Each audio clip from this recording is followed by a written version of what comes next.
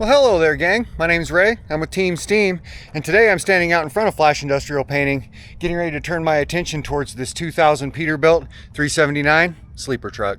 Now, this truck came to us from Warroad, Minnesota.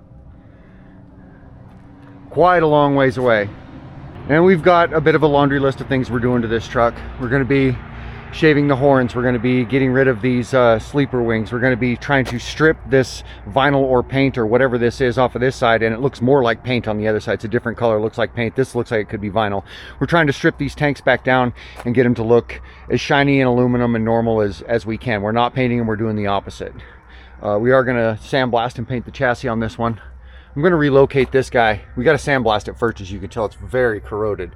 But I want to relocate it because, I mean, it's mounted to the back of the sleeper. That's going to look bad once we take these sleeper wings off. Having that mounted to the side isn't going to look good. So not only is it not going to look good, but it's also not even mounted square. You can see it's like this. So I'm taking that off. I'm going to mount it down here somewhere. And that way he can at least get the truck home, but he can do so reliably. I'm going to mount it in a solid sort of way, but down here somewhere. After all the blasting's done and all the decisions have been made and this has been removed, we'll figure all that out. We're going to remove those mounts for the work lights, and we're going to plug the holes behind it with fiberglass.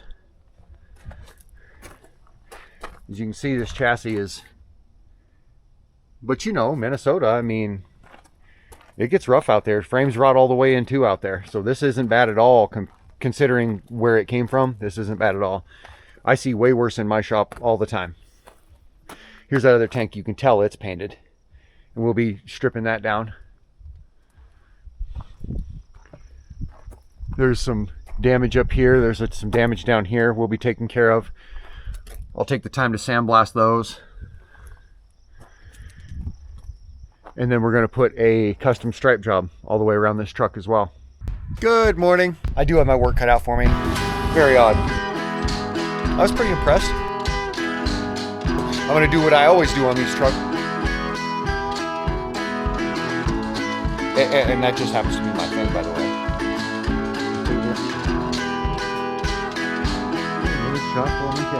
This paint job's probably 5-6 years old. All right, I'm pretty happy with that.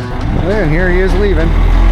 It wasn't quite as fun as I was expecting. And that starts right about now.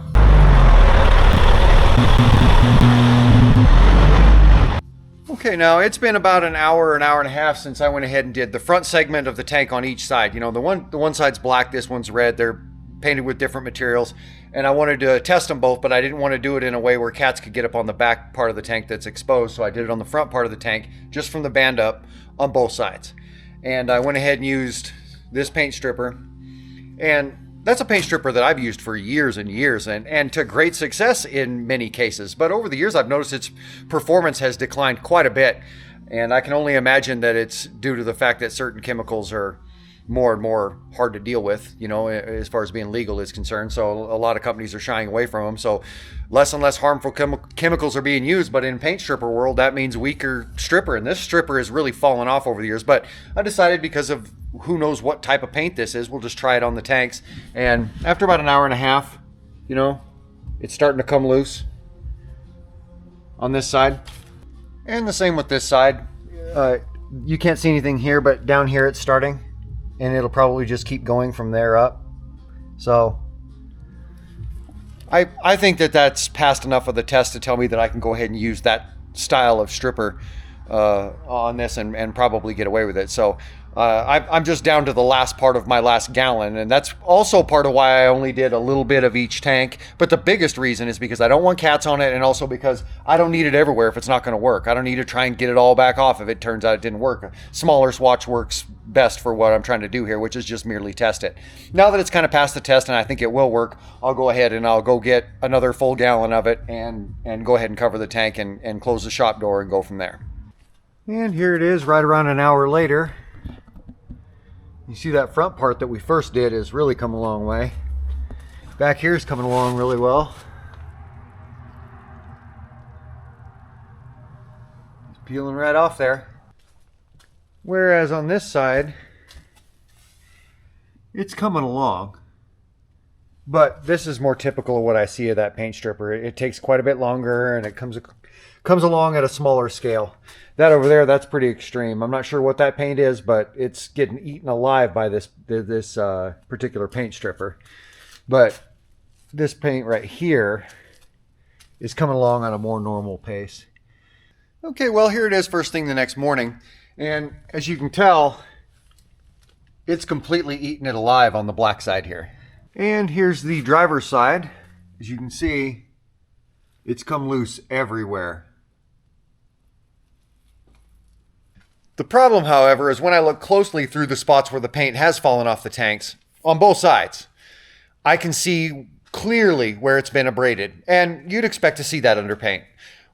We were just stripping these tanks off to see what the chances were that maybe this side might have been vinyl or something else like vinyl, and there might be an unprepped surface underneath, and that maybe on the off chance the tank on the other side wasn't prepped or heavily prepped and it's something we could bring back to life. But I see heavy enough sand scratches under the paint on both sides to let me know that it was abraded with a DA sander, and those are heavy scratches. It would take quite a process to bring this aluminum back to super shiny and flawless looking from where it is underneath this paint right now. It's really etched up, which is not surprising. You're supposed to etch up things to make paint stick, so that's not surprising. But now that I've verified it, I'm going to go ahead and recommend to the owner that we go ahead and just paint the tanks, because, you know, that's really all I can do from here.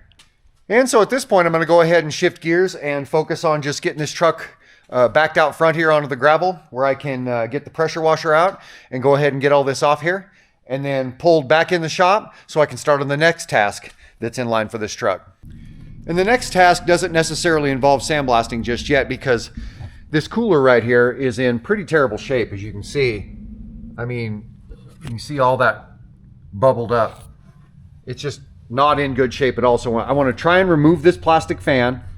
I want to try and remove this entire housing, which again is mounted on there crooked anyway. Plus it doesn't need to be mounted on there anymore. Remove this entire housing, get it out here where I can look at it and work with it. See if I can't get this fan off of here.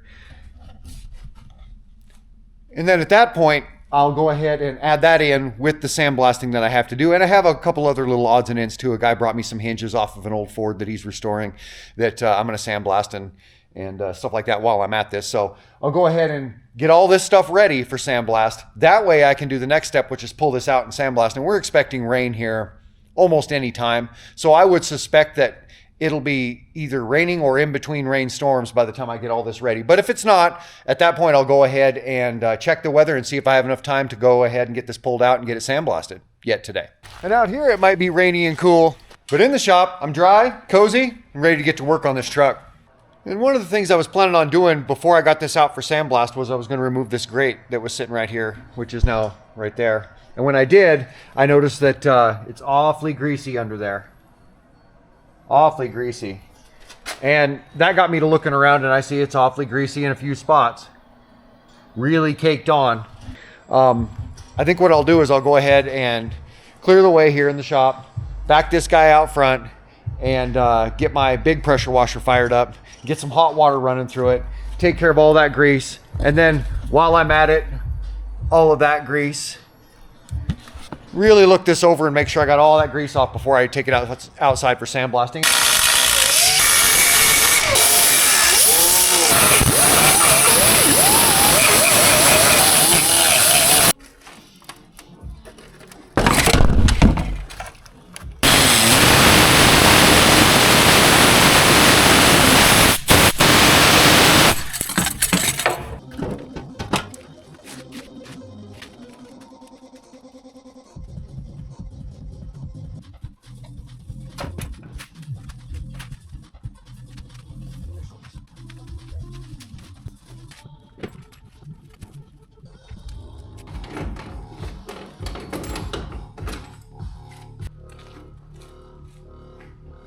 And since this is what the weather's looked like here for the last, I don't know, 4, 5, 6 days, we've had a couple days of rain, a couple of different times, but then also it's just been a lot of this where it'll rain for 5 minutes once an hour. and I've reached the point now where I can't wait too much longer to sandblast this chassis. I got a lot of the things done that I want to get done. I can still shave horns. I could still do some stuff to waste time or spend time. I guess not waste time, but I could spend my time doing other things on it if I need to. But the crew's going to be back today. They're going to be ready to go back to work tomorrow. I just soon have that chassis sandblasted, get that truck back in the shop, get the sleeper all blocked up, get it 100% ready for them tomorrow if I could. So I'm thinking about coming out here and chancing blasting that in between a few of these little rain showers maybe today here. Well, all right, I got the sandblasting all done. I went inside and got all cleaned up, and I have yet to clean up the workplace here. And as you can see, we've got 7 bags of sand here is all it used. That's not too bad, really. I wouldn't say the paint flew off of there, but 7 bags isn't too bad for a chassis. As you can see, you know, there's quite a bit of corrosion, but not unusual for around here, but there is quite a bit of corrosion. As you can see, got in there and got it all cleaned up. And here over to the side, I went ahead and sandblasted some hinges. This is, I believe, a 4-door 60s model Ford pickup that this guy's restoring, and he's just a local guy. Okay, now I've replaced all the labels, went ahead and just ran an extra piece of tape around to make sure that none of them come off. And I'm gonna go ahead and throw them in the box and give that guy a call. All right, now here it is first thing the next morning. Got the crew in, they're busy taking stuff off the truck. And we'll go ahead and we'll get this off here. We'll get this all separated out. And we can start masking up some of this sort of stuff. Not really that, but this and the wheels and these sorts of things. We'll go ahead and get these pulled off here. On this one, we almost always mask mirrors on 379 Pete's because these rivets are diamond hard. I mean, they are so hard you can't drill them. So you got to grind them off. And it's very hard to grind them off without getting off into the chrome and making the chrome look terrible. So it's a big chore. And then once you do get that done, you have a bunch of wires that run down here. They run into the door, down into the door, and across, then into the under the dash, clear down in there, and that's where you disconnect them. Takes a good half day if you know what you're doing to get the mirrors off here. I've had know-it-alls, mansplainers tell me it only takes an hour, but that's bullshit. So we don't normally pull these mirrors ever. We just mask them up. But on this particular truck, I do have to make an exception on the other side, not on this side. But as you can see, we got in here. We sandblasted these things. Didn't take all the paint off because I didn't need to. I just took off what was going to come off. Got into here a little bit and got some of that rust out. Okay, so I'm over here on the driver's side now. And this is what we're looking at. I don't know how well this is going to translate on film, but I'll try and get the shine of it across there. These, look how bowed out those are. All of them. They're all bowed out, but especially that one. And that tells me that this door saw some pretty serious trauma. I know there's a big dent right here. And it's got the whole door swayed in. So I need to figure out what I'm gonna do about that because, I mean, that's like a roller coaster running your hand across it. It's ridiculous. And I really don't want to leave it that way. So we're gonna have to pull this mirror and figure out what we're gonna do. Plus, there's just corrosion running clear to the top of both these posts on both sides. I mean, they're just badly corroded. Of course, this comes from that part of the country. It's to be expected.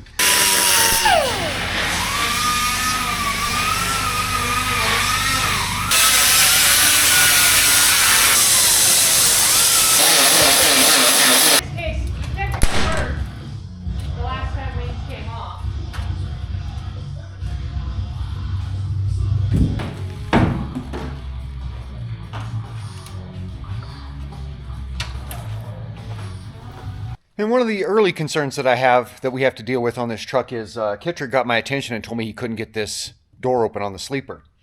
What happened was you pull on the handle and it offers no resistance whatsoever. It's like it's not powering anything. There's nothing behind it, except for just the basic spring.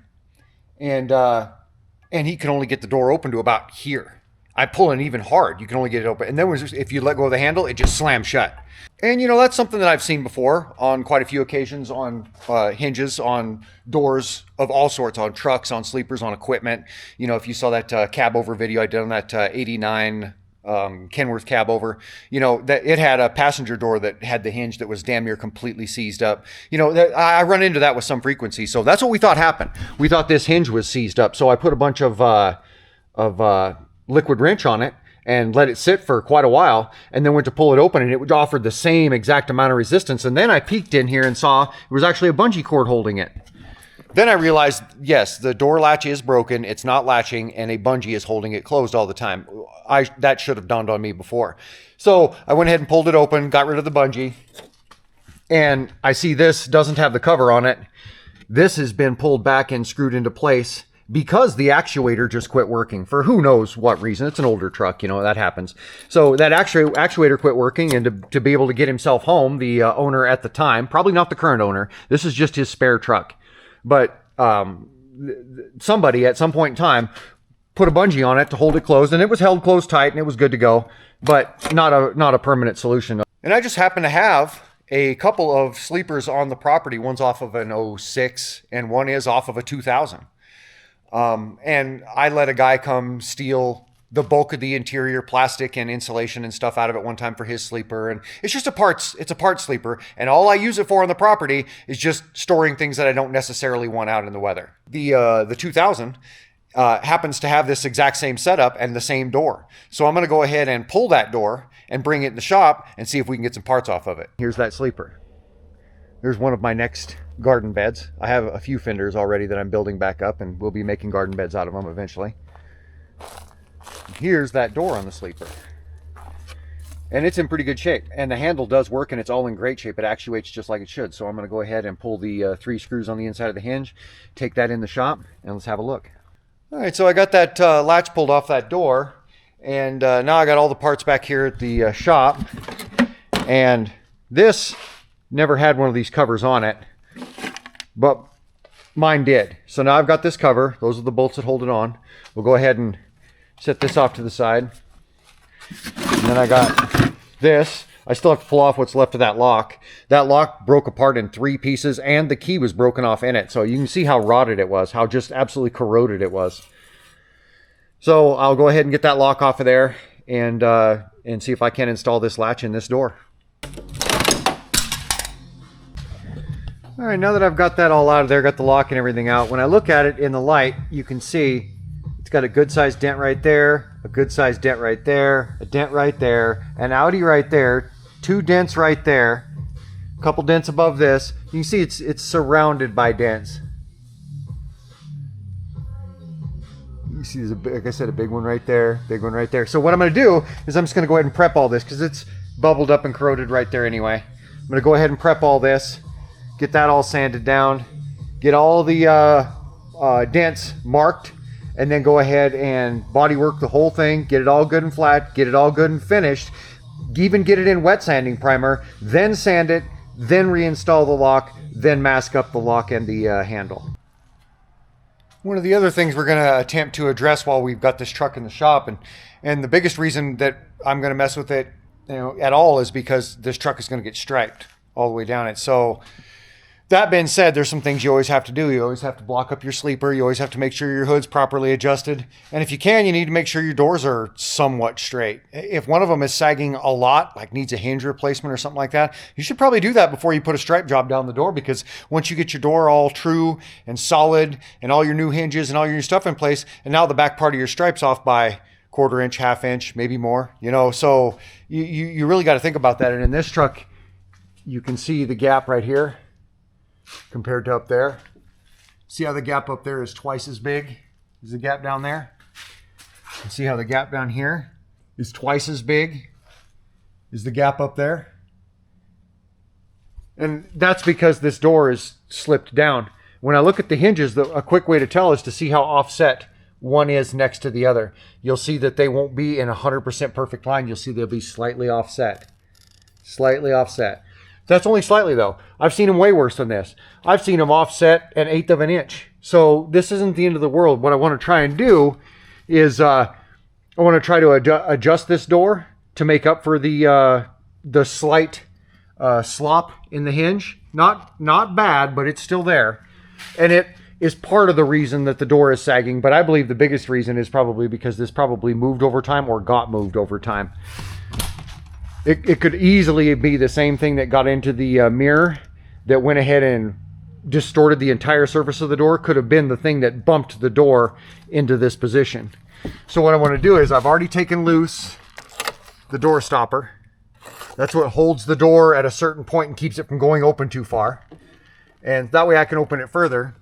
and I want to try and find the right socket to fit on those and loosen those up to where I can adjust this door and hopefully get it back to more of a normal sitting before I go ahead and stripe this truck. The door is fully adjusted, the hinge is in good enough shape, it's ready to go for the duration. However, once I got to looking, I realized that the passenger door is the exact same. It's almost touching at the top. Look at that. It is just darn near touching. And down here, you know, full 1/4 inch, a full 1/4 inch. Same with here, 1/4 inch, an easy 1/2 inch up there. So again, same thing. I need to get on the same tools and do the same exact procedure to this door, get it tipped up a little bit, get the back part adjusted. So at that point, we're completely ready to run stripes down this truck. And here's this passenger side. This gap here is pretty darn even. This gap back here, door closes nicely. Same at the bottom. Exact same at the bottom as it is at the top. Just a hair under a 1/4 inch, maybe a hair. It's right at a 1/4, especially if you knock off the thickness of that paint, it probably is a 1/4 inch. But it's that way from the top to the bottom. All right, now up top here, I've got a little bit of a list of things to do as well. I'm gonna remove all, 6 of these braces. Remove the bolts. As you can see, that's probably not the only loose one. Then I'm going to install nutserts instead in these holes. I'm going to install cab lights, 2 additional cab lights. There's 5 right now. There's going to be 7 total. 1 right here and 1 in this gap on the other side. If you've seen very many of my videos, you've seen me do that before. And then once those holes are drilled and everything is all set and the nutserts are in place for that 6th and 7th light, then I'll remove all the lights because these are all brand new. So they'll come off easy. I'll go ahead and remove all the lights. I'm going to shave the horns off so they're not going back on. And I'm going to shave the spotlights on both sides. They're not going back on either. All right, so I'm looking at these jambs here, and as you can see, look at that. Look at this.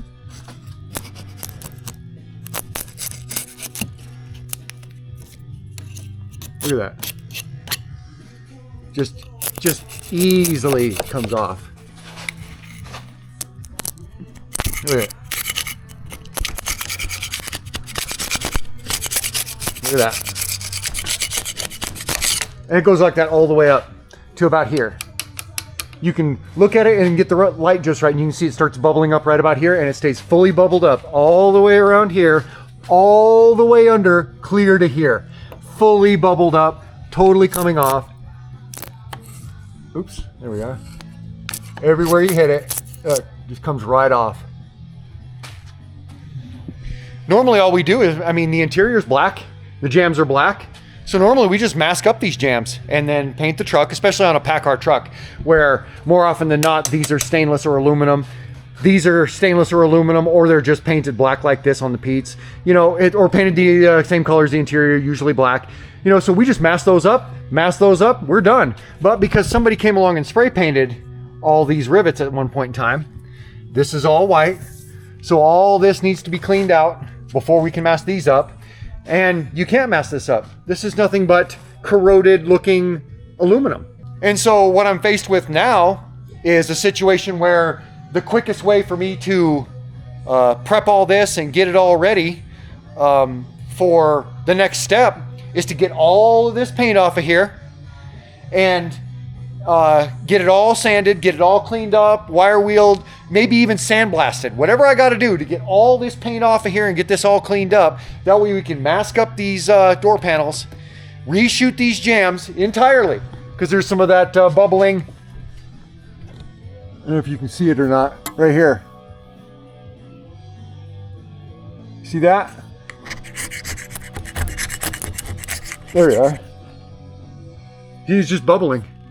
And it's not everywhere up here, but it is right here and at a glance, and I think it's down here too. So we're gonna go ahead and mask this all in, plus somebody spray painted and got white right here on both sides of the truck.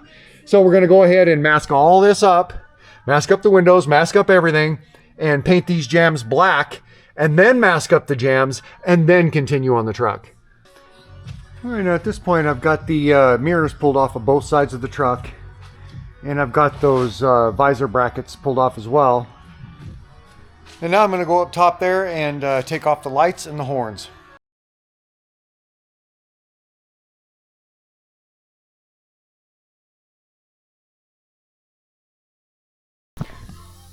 Well, you want to see something interesting? I just took loose all these lights. I haven't pulled them off there yet, but you can see I took them loose.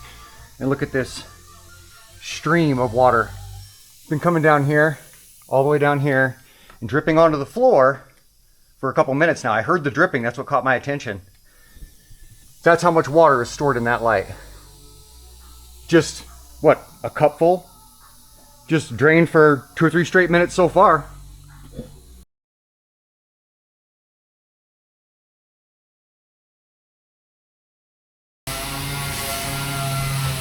Now we're getting the inside of those jams prepped. You can see we're sanding off everything we can and getting rid of most of the black paint. The black paint itself isn't faulty. It just has that powderized corrosion behind it. So any place we can feather it off and have it look decent, we will. It doesn't have to be removed. It's not a faulty coating. We just have to get everything off of the corroded spots and get the corroded spots re-prepped and get everything re-primed and recoated, you know, correctly. All right, at this point we got the doors completely prepped. All of that paint is stripped off. We're down to bare aluminum all the way around except for the top, and that paint wasn't in bad shape, so we just feathered it out and sanded everything down, both sides.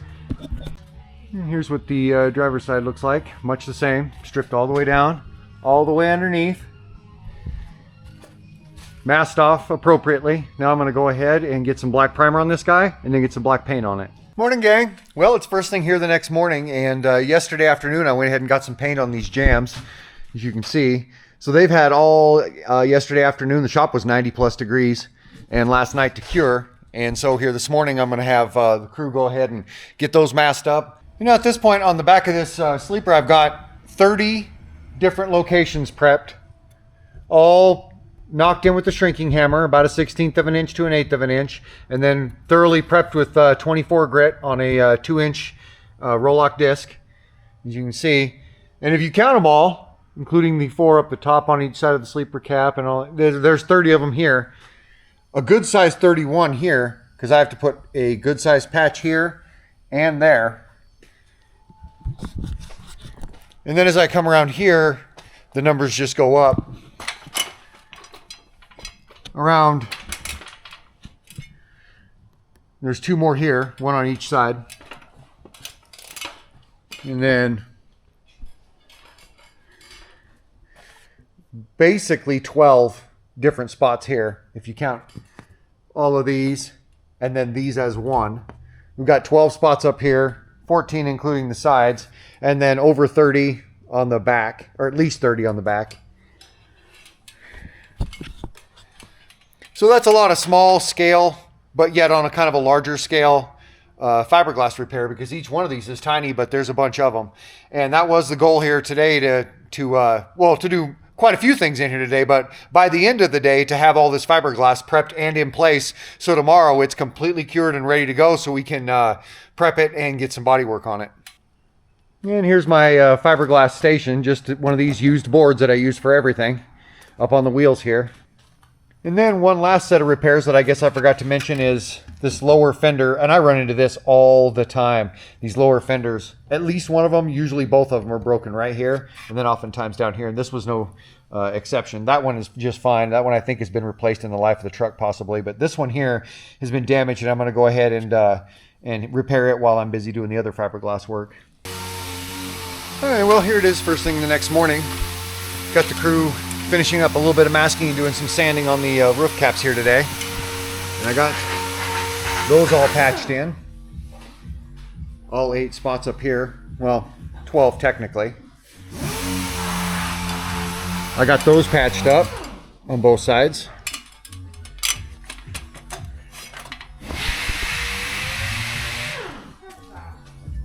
Get this guy all patched up. Rebuilt here nice and thick. And all, I think, 30 spots on the back of here, all patched in.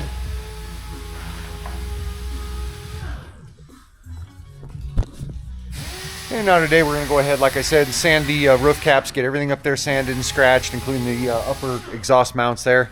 And then we're just going to go ahead and start going through some of these other steps that we need to, scratching rivets and identifying where the bodywork's got to be and starting on the bodywork and all that sort of stuff. I know what I've done here. is I've gone ahead and applied the silver stripes to the truck. Hope the owner likes them. Just kidding. This is just duct tape. But I do need to tape test this truck because it has been painted. Whoever painted it kind of knew what they were doing. I mean, I don't see a lot of BS. I don't see a lot of the typical scarring around the rivets and of course the runs from the rivets and the dry spray and the dirt. So whoever did it knew what they were doing. So that tends to bring out a little bit of confidence within me that they might have known what they were doing when it came to the prep. It just depends if it was a one-man operation, or you never know. You take it to a shop, a guy that doesn't know what he's doing is prepping it, and a guy that does is shooting it, or vice versa, or any combination of those. You just don't know. But it does derive a little bit more confidence from me in their workmanship if somebody knows what they're doing when they're shooting paint. So this paint is dull. They used an inferior product, but they did know how to shoot it.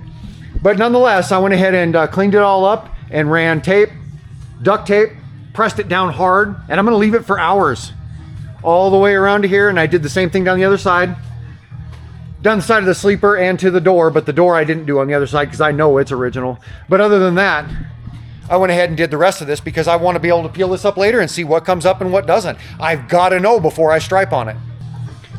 And now here I've got this lower fender. I went ahead and patched it, and I cut that out with the Sawzall just a minute ago. And as you can see, I doubled the thickness of it.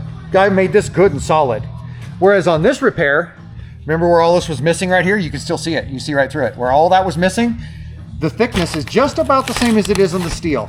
Maybe just a hair thicker, but it's about the same. So I haven't changed the dimensions. So when I go ahead and do the bodywork and everything else, that won't be bulged up right there, and that fan will mount nice and flat to it like it should. But there's just a difference in the repairs. When it doesn't matter how thick it gets, I'll go ahead and get thick. But when it does, I'll go ahead and just match the thickness or get close enough. All right, now at this point, I've got the initial bodywork all laid out on the back here. We're to the point here where we could just do glazing and be done with it. All right, now here I've gone ahead and I've pushed this swelled up spot here back in. And I've used a number of tools to do that, and I've really taken my time and been thoughtful about it because one wrong move and you'll break the window, and then you got to deal with that, right? So what I've used is I used my shrinking hammer. I used a hammer and a punch in some spots. I went ahead and used a ball peen hammer, even the heavy end in some the rounded end. I used a heavy ball peen hammer in the rounded end to go ahead and hit it in some spots the whole time with my hand on the window, so it doesn't have a chance to reverberate like it would, and that reverberation can crack or break a window. So a lot of times if you are going to hit something near a window, at least put your hand on the window. And here I've got a straight edge that I've been using, and when I first put it up here, this was just rocking back and forth. Now when I put it up there, it's nice and straight. This part right here is nice and straight. Yes, these are dipped in further than they need to be, but this part here is nice and straight when it used to be just mounded. It was mounted down into the door too. I had to push all of it back. And now that I've done that, I've gone ahead and I've prepped this whole area for body work. And this is going to take a lot of body work right here. This whole area, this has just been dished in. Okay, now at this point I've got the initial body work done here. I've got it done here. And I've got it done here. Okay, that was a long ass day. Crew and I just got finished up with all the prep. I blew everything off, turned them loose. Now, I'm ready for wet sanding primer. As you can see, this is all glazed.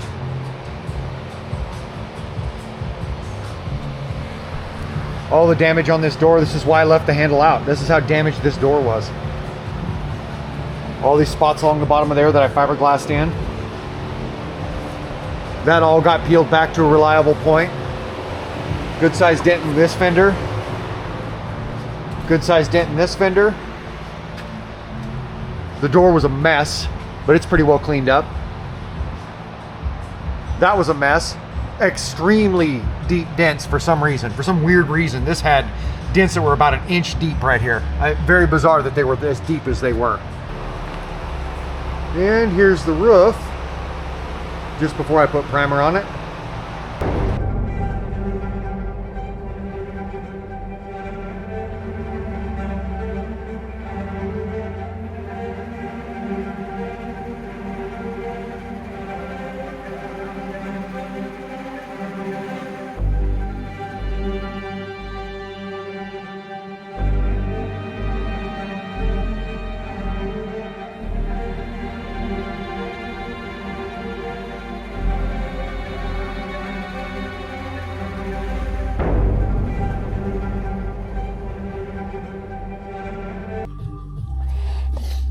Well, good morning, gang. I ran out here and got started without you. I apologize for that.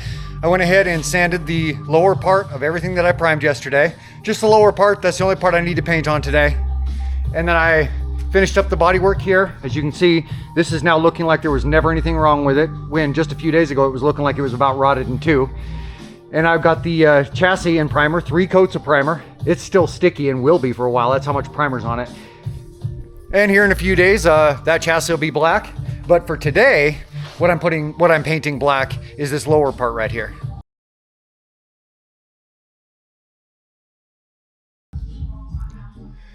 And now I'm standing here at the side of the truck here, and it's just a little bit later on in the afternoon. This paint's good and dry to the touch, so it's no problem that I'm in here. You can't smell it or anything.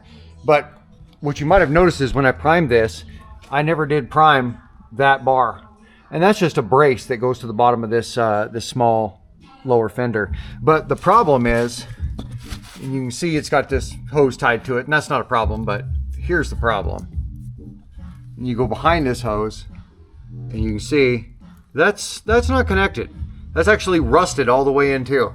As you can see, look how thick that is. Down here, that's about an 1/8 inch wide. Up here, that same stretch is well over a quarter, closing in on half, probably 3/8 of an inch thick, just rusted into. And so what I'm going to do is I'm going to go ahead and pull it off there, and then I'm going to copy its dimensions and replace it in some form, some sort of bar with a loop at each end that I can bolt to the fender and bolt to the frame there, that'll last for years and years, that he doesn't have to worry about, that will easily replace this one. I don't think I have one of these braces around, but I can come up with something. Okay, so what I've got here is, this was just a packing implement for a hood I bought years and years ago.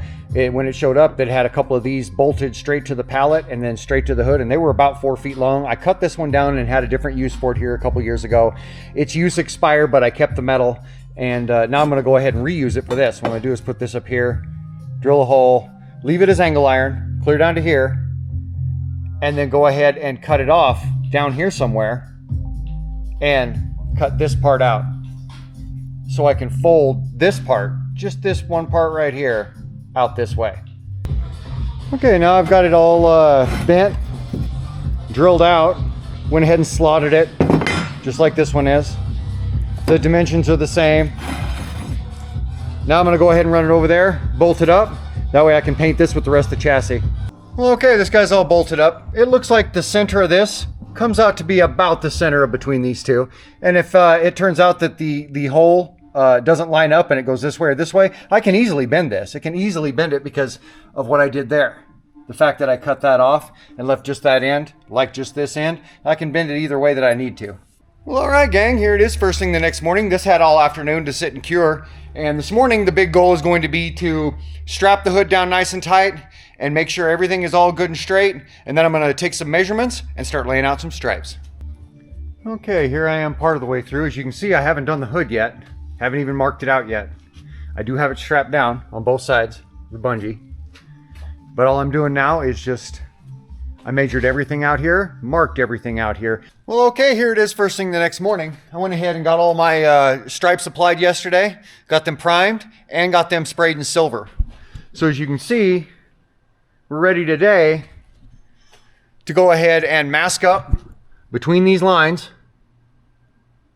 mask those in solid, finish all the prep on the truck, and the goal today is just to get this truck in primer. All right, now we're part of the way into this. We're actually coming down the home stretch. You can see here we've got all the masking done to there, and then up this side we're almost completely done.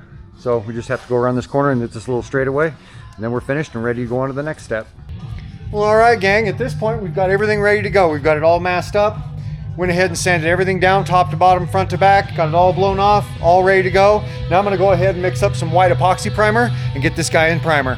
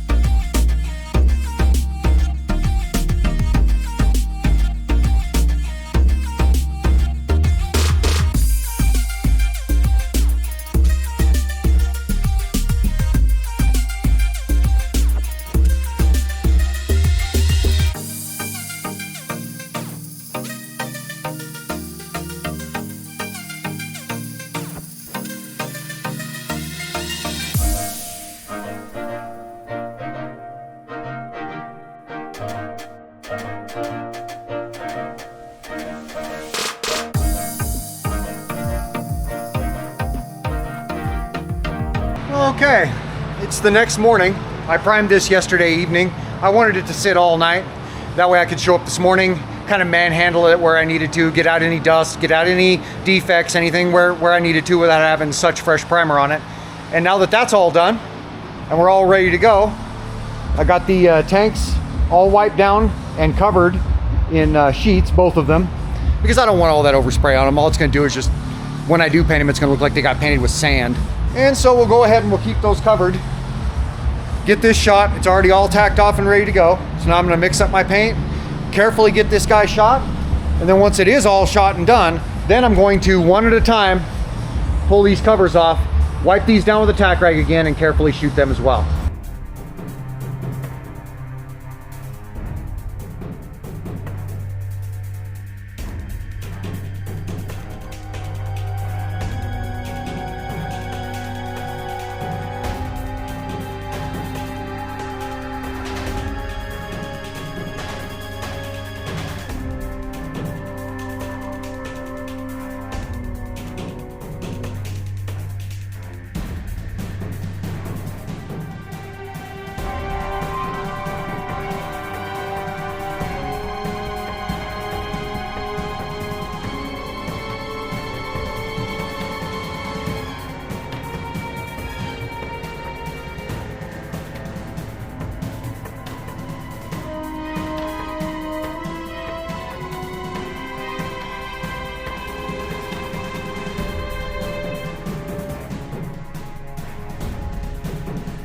Well, okay, gang, it's first thing here the next morning. This had all afternoon and last night to sit and cure out.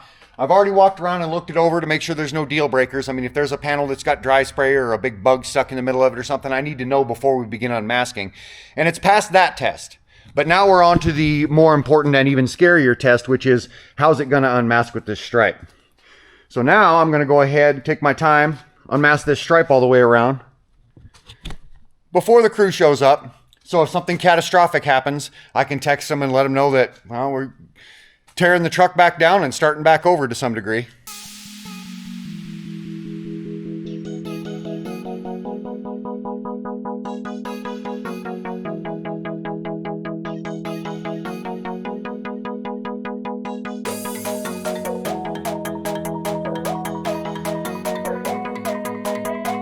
Well, okay, gang, that turned out pretty good. Crew's gonna be in here pretty quick, so what I'm gonna do in the meantime is I'm gonna start stacking up parts from next door over here, so once we get this unmasked, we can go ahead and start putting it back together.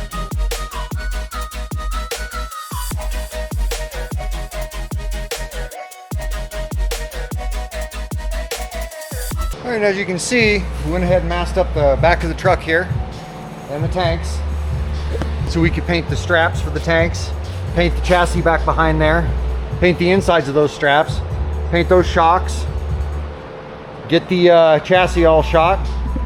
And I shot that all with really light pressure from the pressure pot and got it all coated here, 2 coats. And now everything's gonna be ready to go here within about the next, half hour to an hour. This paint dries pretty darn fast and it's pretty darn hot in the shop. So here in about an hour, I suppose, we'll reconvene.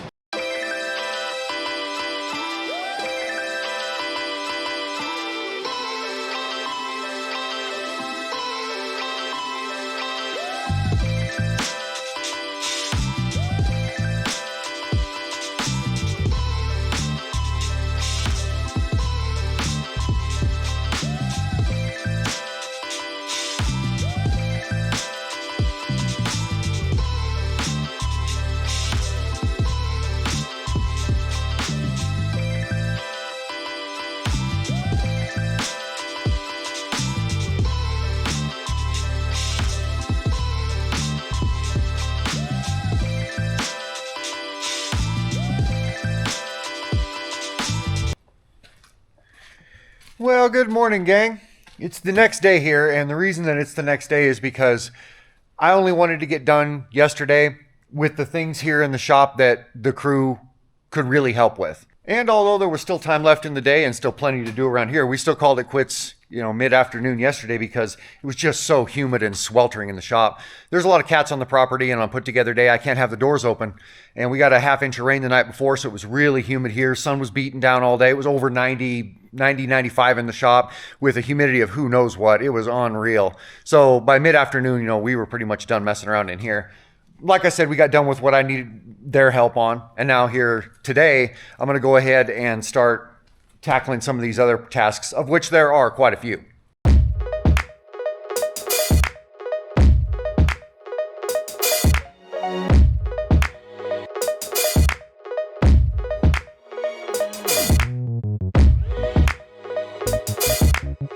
So, and as you can see, it's a little rusty, but I mean, it works great. So we'll go ahead and get the weather stripping installed. We'll get this inside cover here installed and close the door, and this part of the job is now done. Just like that. Now we're on to the next deal. What I've ended up with is I pulled this piece of stainless out of the scrap heap, and it's super strong. It's not super thick, but it's very strong. So I went ahead and drilled a couple holes in it, about 3/8. I've got these 3/8 bolts, nice and long. Put one right there. I'm gonna put one right there. Run them down on both sides of this cross brace right here, that you can see right there. And then underneath, I'm just going to run them through this and then snug them all up with some locking nuts. And here it is, all mounted up. Like I said, I've got lock nuts on it, then that big brace on the underside, and it is rock solid. I mean, a water buffalo could sit on that and it'd be good to go. So for now, it'll definitely get him home, but I mean, this is an awkward mess, perched up here on top of the frame rail and all this. I mean, that's not ideal. That's not for the long haul, but it'll definitely get him home. Well, all right, I just finished mounting both of these lower fenders. Just about have everything on this truck that we're gonna need on it. Now I'm gonna go ahead, I am gonna paint this, by the way, just like I painted the underside of that lip. It's just a matter of time. It's on the list, and I'll show you I have a trick for it. And then in here, I'm gonna go ahead and cut all of those rivets all the way around to that top piece. Like I mentioned before, all of these, not these ones, you can see these are plated like they should be. These are not. When they replaced these panels, they just had regular rivets on hand. They're huck rivets, but they're not the plated ones. And so I'm gonna go ahead and cut the back of every one of those, because it's late in the day here. And cutting that many of them is just going to cover me in the itchy kind of fiberglass stuff that the cutting wheels are made of. So I might as well just do that now. Then I can go in and shower rather than do it first thing in the morning tomorrow and cover myself in that stuff.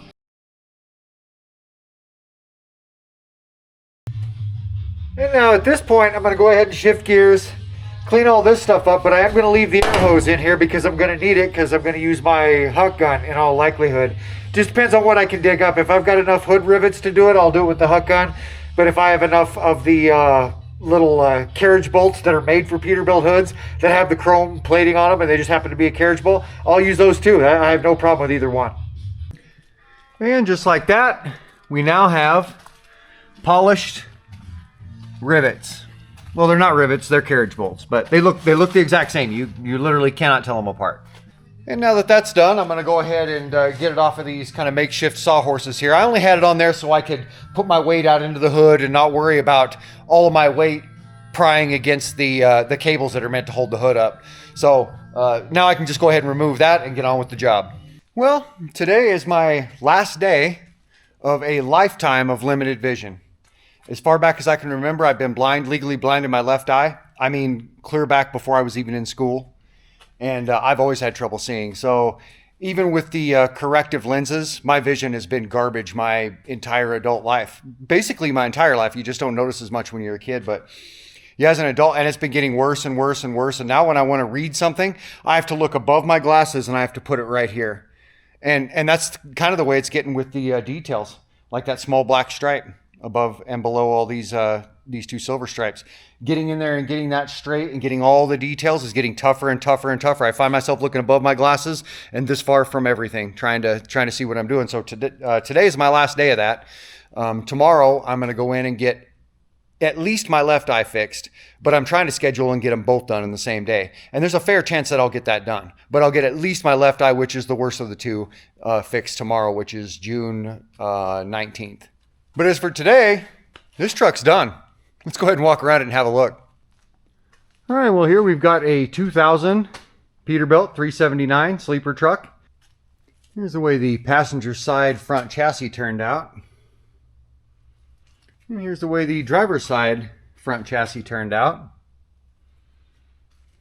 Well, and here's how the roof turned out.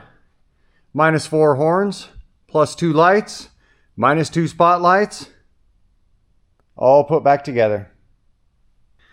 When it showed up, it had badly faded paint on the hood, on one of the two fenders.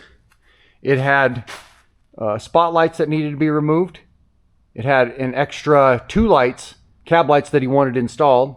It had 4 horns that needed to be shaved off as well. It had dents all over in the doors, especially the driver's side door. The back of the sleeper was all dented up. One of these 2 lower fenders was cracked on the back side.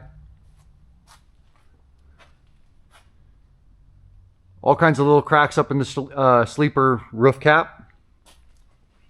This latch was absolutely shot, and this door was held shut with a bungee when it showed up. I replaced the latch with one out of an identical sleeper, and it works perfect. I mean, it seems and feels like a brand new latch. So that's fixed. We removed the wings right back here on the back. Removed this cooling unit, which was mounted right here, kind of sideways. It was almost diagonal mounted. And fixed it all up. It was all eaten up. The fiber with the rust had eaten it all up, so I fiberglassed it all up, and then bolted it to the frame right there, so it'll stay right there until he decides what he's going to do with it.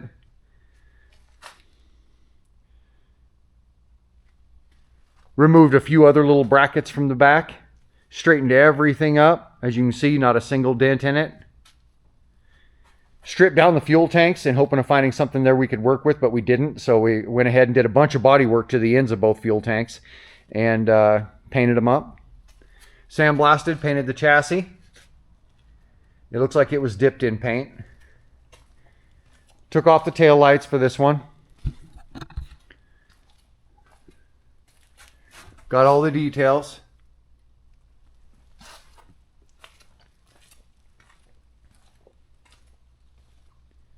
Some good shine on it. Got all the proper rivets replaced.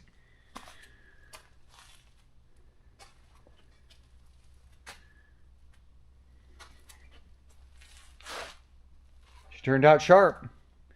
He sent me a very specific picture of a truck for the stripe scheme, and here's that picture.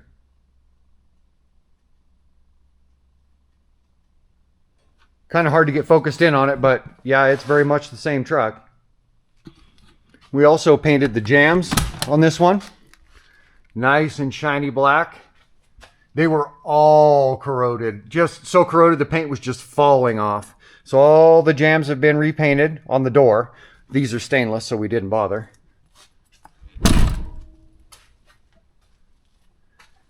And it looks a lot like the picture he sent me. Well, turned out pretty sharp. Looks like a new truck. You should be pretty happy with it. Well, all right, gang. It took a week or so longer than I thought it might, but we got it all sorted out, got it all done. Now, the next 2 projects are going to be happening at the same time, but they're not going to be happening for, a week or 2 weeks. It depends on how this LASIK surgery goes. Whenever I'm healed up enough from it to go ahead and continue working in the shop, that's when we'll pick up right where we left off. But when we do, we've got an 07 Kenworth W900, and we've got a 77 Ford that I'm pulling in right behind it. We're going to be doing them both at the same time. So if you're hungry for something like that, that's what's on the menu. Hey, if you like this video, you should take the time to hit the like button. It's going to help me grow my channel. And if you want to see more of what goes on around here, you should check us out at Flash Industrial Painting at Facebook. And if you want to see more videos like this, or domestic auto body, the next video is going to have both, or gardening, or art, or any of the many things we do around here, you might as well just take the time to hit the subscribe button while you're at it, because, you know, we always got something going on. We'll see you guys around.